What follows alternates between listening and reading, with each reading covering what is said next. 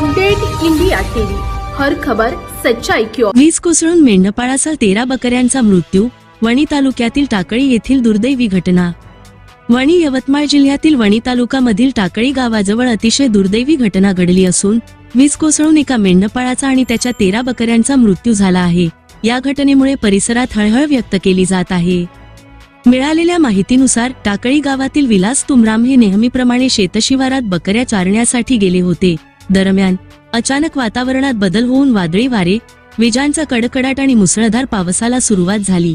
पावसापासून बचाव करण्यासाठी त्यांनी जवळील झाडाचा आश्रय घेतला, मात्र याचवेळी अचानक वीज कोसळल्याने त्यांचा जागीच मृत्यू झाला।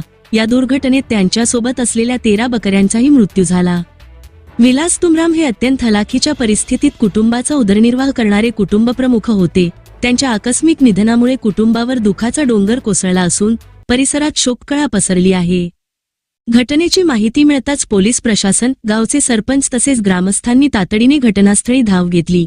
घटनास्थळी मृत बकऱ्या, गतप्राण मेंढपाळ आणि दुःखाने व्याकुळ झालेल्या कुटुंबियांचे दृश्य पाहून उपस्थितांच्या डोळ्यांत अश्रू तरळले। पोलिसांनी मृतदेह ताब्यात घेत पुढील तपास सुरू केला आहे।